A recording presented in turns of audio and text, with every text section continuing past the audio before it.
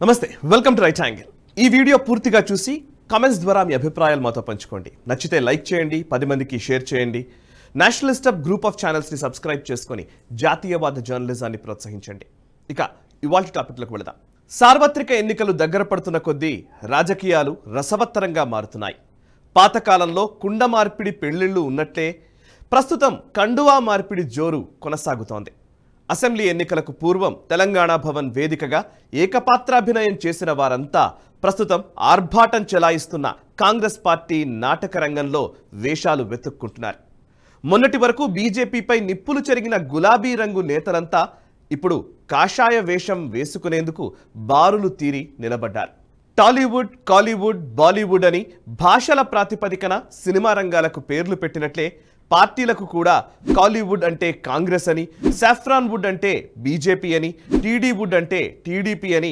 రాజకీయ బారసాల చేస్తే భేషుగ్గా ఉండేది ఏ నటుడు ఏ భాషలో సినిమాను చేస్తున్నాడో సులభంగా తెలుసుకున్నట్లే ఏ నేత ఏ పార్టీలో చేరాడో ఇట్టే తెలిసిపోతుంది రాజకీయమంతా రంగులమయంగా మారిపోయింది ఈ స్థితిని రంగుల కళ అనాలో రంగుల వల అనాలో బహురంగుల భవిష్యత్తు అనాలో తేల్చుకోవాల్సిన అవసరం ఏర్పడింది బహుళ వర్ణాల కలబోతగా ఎవరైనా కొత్త జెండాను తయారు చేసి అక్రమార్జనే ఏకైక ఎజెండా అని ప్రకటిస్తే చాలా బాగుండు అనిపిస్తోంది లెక్క తేలిపోతుంది కదా అని కూడా అనిపిస్తుంది కాంగ్రెస్ పార్టీ అధికారంలోకి వస్తుందో రాదో తెలియక ఎందుకైనా మంచిదని కేసీఆర్ పంచన చేరిన వారంతా ఇప్పుడు బావురుమంటున్నారు హస్తం పార్టీ ప్రభుత్వాన్ని ఏర్పాటు చేసిన తర్వాత తమను బేఖాతరు చేసిందని భావించిన కాంగ్రెస్ నేతలు ఏ కండువా కప్పుకోవాలో తేల్చుకునేందుకు నాణాన్ని ఎగరేసి బొమ్మ బొరుసా అని చూసుకుంటున్నారు ఎవరు ఎప్పుడు ఏ పార్టీలో ఏ రంగు కండువాతో దర్శనమిస్తారో తెలియని పరిస్థితి ఏర్పడింది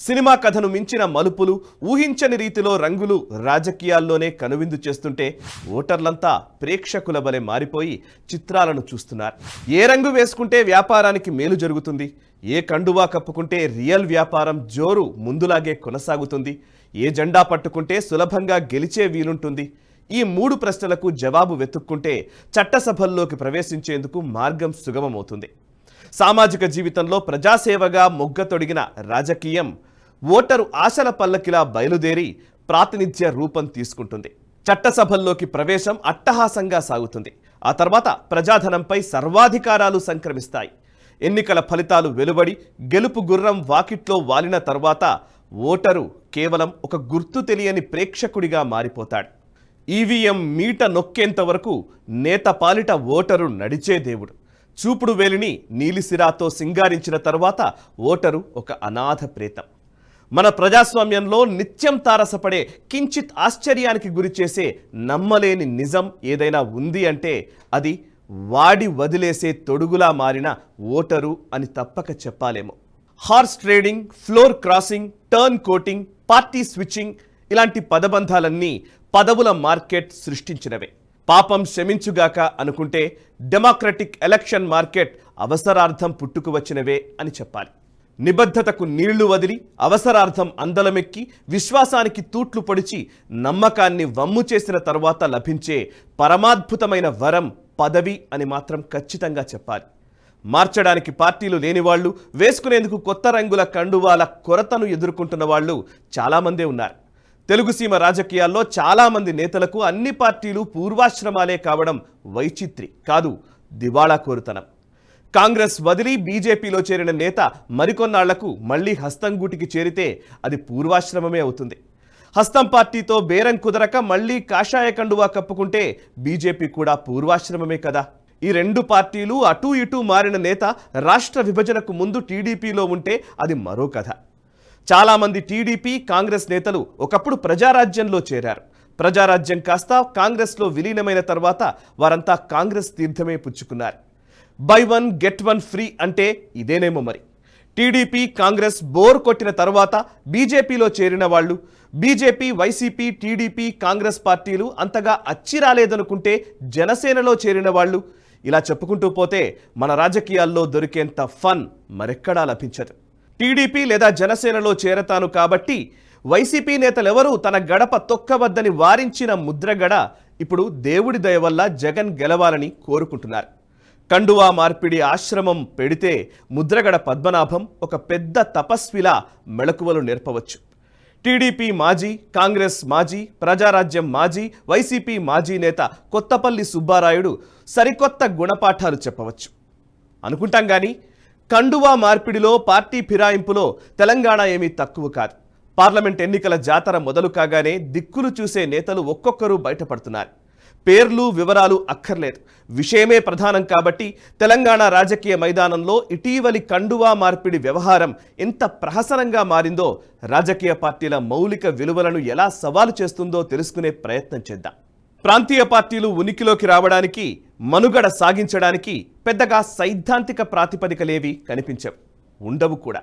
వాటి కథంతా కుటుంబం చుట్టే తిరుగుతూ ఉంటుంది. ప్రయోజనం ప్రహరీ దాటి లోగిలిలోకి వచ్చిన తర్వాత మిగతా ప్రపంచం బేఖాతరుగా మారుతుంది. దేశంలో ఇప్పటికీ ఎక్కడో ఒక చోట హడావిడి సృష్టించే కురువృద్ధ జాతీయ పార్టీ కాంగ్రెస్ నేపథ్యం విభిన్నం. దాని ఆవిర్భావంలోనే వలసవాద జోక్యం ఉంది. ప్రయోజనవాదమే కాంగ్రెస్ పాటించే మౌలికమైనటువంటి విలువ. కాబట్టి ఎక్కడ ఎవరితో, ఏ పార్టీలో, ఏ నేతలో లాభం కనిపిస్తుందో వారిని చేరదిస్తుంది, కండువా కప్పి ఆహ్వానిస్తుంది. అందుకే కాంగ్రెస్లో ఎవరు చేరినా, కాంగ్రెస్ నేతలు ఆ పార్టీని వీడి మరొక పార్టీని శరణు వేడినా ఎవరికి ఆశ్చర్యం అనిపించదు. నిరంతరాయమైన, నిరవధికమైన చేర్పులు, తొలగింపులపైనే ప్రాంతీయ పార్టీలు బతికి బట్టగడతాయి. ప్రాంతీయ పార్టీలు ఏ పార్టీతో జట్టు కట్టినా, ఆయా పార్టీల్లో పనిచేసిన నేతలు మిగతా ఏ పార్టీల్లో చేరినా ఎవరికీ అభ్యంతరంగా కనిపించదు. దేశంలోని అన్ని ప్రాంతీయ పార్టీల వ్యవస్థాపకులంతా పూర్వాశ్రమంలో కాంగ్రెస్ వాదులే. అధికార రాజకీయాల్లో వాటా కోసం పరస్పరం ఘర్షణ పడే కాంగ్రెస్ ప్రాంతీయ పార్టీలకు భిన్నమైన పార్టీగా భారతీయ జనతా పార్టీ ముందుకొచ్చింది. బీజేపీకి పూర్వరూపమైన భారతీయ జనసంఘ్ అనేక మౌలిక విశ్వాసాలు, విలువలు, విధానాలను ప్రశ్నిస్తూ రాజకీయ రంగ ప్రవేశం చేసింది.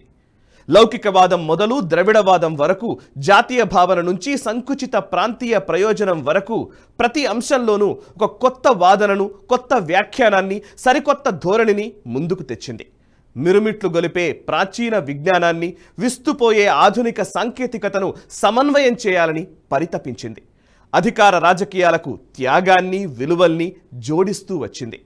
అన్ని వేళలా అన్నింటినీ ఆచరించడం సాధ్యపడకపోవచ్చు, కానీ కనిష్టంగా అయినా పాటించాలని తాపత్రయపడింది.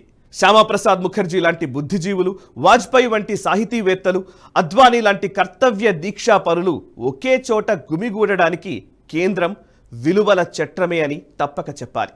అందుకే కరడుగట్టిన కాంగ్రెస్ వాదులు బీజేపీలో చేరితే జనం ఆశ్చర్యంగా చూస్తారు. కర్ణాటక బీజేపీ సీనియర్ నేత జగదీష్ షెట్టర్ బీజేపీని వీడి కాంగ్రెస్ కండువా కప్పుకుంటే కన్నడిగులు ముక్కున వేలేసుకున్నారు. అప్పుడు బీజేపీ నేతలు ఇతర పార్టీల్లో చేరడం చాలా అరుదు. అందుకు ప్రధాన కారణం, బీజేపీ లాంటి పార్టీలోకి రావడానికి కారణం కేవలం పదవి కాకపోవడం. ప్రాచీనతపై మమకారంతో, విశ్వాసాల తపనతో మెట్టుమెట్టుగా ఎదుగుతూ స్థానం సంపాదించాలి మినహా అడ్డదారులేవి ఉండవు. అందుకే అంత సులభంగా బీజేపీ నేతలెవరూ ఇతర పార్టీల్లో చేరారు. కానీ ఇటీవలి పరిణామాలు, మరి ముఖ్యంగా తెలంగాణ బీజేపీలో చేరికలకు ప్రాతిపదికలు, చేరిన వారి నేపథ్యాలను చూస్తే ఒకంత ఆందోళన కలుగుతుంది. దేశాల పౌరసత్వమంత కఠినంగా పార్టీల సభ్యత్వాలు ఉండాలని కాదు, కానీ ఎంపికలో, చేరికలో, పదవులు, టికెట్ల కేటాయింపులో ప్రాథమిక విలువను పాటించాలనే విన్నపం కార్యకర్తల నుంచి రావడం అత్యాశయమీ కాదు. ఇతర పార్టీల నుంచి వచ్చే వారి వల్ల మేలు జరిగే సందర్భాలను విస్మరించకూడదు, కానీ అదే సమయంలో బల ప్రదర్శనకు చేరికలు మాత్రమే ఆయుధంగా మారకూడదు. కొన్ని సమయాల్లో చేరికలు వ్యూహాత్మక అవసరాలు, ఎత్తుగడల పరిపూర్తికి సాధనాలు కూడా. అయితే అన్ని వేళలా చేరికలు మేలు చేయవు, అదనంగా చేటు చేస్తాయి కూడా. పార్లమెంట్ ఎన్నికల వేళ తెలంగాణ బీజేపీలో జరుగుతున్న కొన్ని చేరికలు ఆ పార్టీకి మేలు చేయకపోగా కీడు తలపెట్టేవిగా కూడా కార్యకర్తలే భావిస్తున్నారు. గెలుపోటములతో సంబంధం లేకుండా దశాబ్దాలుగా జెండా మోస్తున్న పార్టీ శ్రేణుల అభిప్రాయాలను, వారికి నాయకత్వం వహిస్తున్న నేతల మనోగతాన్ని పరిగణనలోకి తీసుకోకుండా ఎడాపెడా చేరికలు చేసుకోవడం అంటే కూర్చున్న కొమ్మను నరుక్కోవడమేనని బీజేపీ పెద్దలు భావిస్తారా? మంది, మార్బలం, అర్ధబలం, అంగబలం ఉన్నంత మాత్రాన కండువా కప్పి ఆహ్వానిస్తే ఎన్నికల తర్వాత అదే కండువాను నేలకు విసిరికొట్టి కొత్త కండువా కప్పుకునే వారే వచ్చి చేరతారు. పేరు ప్రఖ్యాతులు డబ్బు సంచులు ఉన్నవారు కాదు. సామాన్య కార్యకర్తలను కూడా గెలిపించుకోగల వ్యూహం ఉండాలనే సవాలును స్వీకరించే అమిత్ షా వంటి వ్యూహకర్త దిగితే మైదానం మొత్తం మనదే కావాలనే జేపీ నడ్డా వంటి కార్యదక్షులు బీజేపీకి సారథ్యం వహిస్తున్నప్పుడు దశాబ్దాలుగా కాషాయ జెండా మోస్తున్న రెండో శ్రేణి నేతలను బరిలోకి దింపి గెలిపించాల్సింది తప్ప డబ్బు వెదజల్లి మద్యం పంచి ఎన్నికల్లో విజయం సాధించే ప్రమాదకరమైన నేతలకు కండువా కప్పడం ఉనికికే ప్రమాదమని కమలనాథులు గుర్తిస్తారా? తెలంగాణ రాజకీయ మైదానంలో బీజేపీ క్రమంగా బలపడుతోంది. రాబోయే అసెంబ్లీ ఎన్నికల వరకు మరింత బలపడేందుకు సమయం ఉంది. ఇలాంటి కీలక సన్నివేశాల్లో తప్పుడు నిర్ణయాలు తీసుకోవడం వల్ల పునాదులు కదిలిపోతాయేమో. తస్మాత్ జాగ్రత్త. ఈ వీడియో నచ్చితే లైక్ చేయండి, 10 మందికి షేర్ చేయండి. మీ కమెంట్స్ ద్వారా మీ అభిప్రాయాలు మాతో పంచుకోండి. మనసా వాచా కర్మణ దేశహితం కోసం పరితపించే నేషనలిస్ట్ గ్రూప్ ఆఫ్ ఛానల్స్ని సబ్స్క్రైబ్ చేసుకొని జాతీయవాద జర్నలిజాన్ని ప్రోత్సహించండి. Thank you very much. ఈ వీడియో మీకు నచ్చినట్టయితే లైక్ చేయండి, 10 మందికి షేర్ చేయండి. అలాగే కామెంట్ల రూపంలో మీ అభిప్రాయాలను మాతో పంచుకోండి. Nationalist hub group of channels ను సబ్స్క్రైబ్ చేసుకుని తెలుగునాట జాతీయవాద జర్నలిజాన్ని ప్రోత్సహించండి. ఈ వీడియో కింద ఉన్న బెల్ ఐకాన్ పై క్లిక్ చేయడం మర్చిపోవద్దు.